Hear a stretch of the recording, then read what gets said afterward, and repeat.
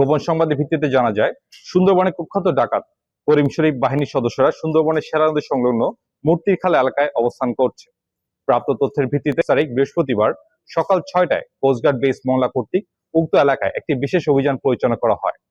অভিযান চলাকালীন উক্ত এলাকা হতে সুন্দরবনের কুখ্যাত ডাকাত করিম শরীফ বাহিনীর একজন সক্রিয় সদস্য ওসমান গনিকে আটক করা হয়। পরবর্তীতে আটককৃত ডাকাতের তথ্যের ভিত্তিতে উক্ত এলাকায় তল্লাশি করে একটি 1 বন্দুক, 16 রাউন্ড তাজা কার্তুজ এবং 5 রাউন্ড ফাঁকা কার্তুজ জব্দ করা হয়। আটককৃত ডাকাত ওসমান গনি সাতক্ষীরা জেলা আশাশুনি থানার বাসিন্দা। সে দীর্ঘদিন যাবৎ করিম শরীফ বাহিনীর সঙ্গে ডাকাতি এবং ডাকাত দলকে অস্ত্র ও গোলাবারুদ সরবরাহের মাধ্যমে সহযোগিতা করে আসছিল।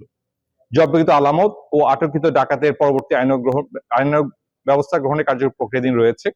আমরা দোষীদের উদ্দেশ্যে বলতে চাই, সুন্দরবনকে দোষমুক্ত রাখতে কোস্টগার্ডের অভিযান অব্যাহত থাকবে।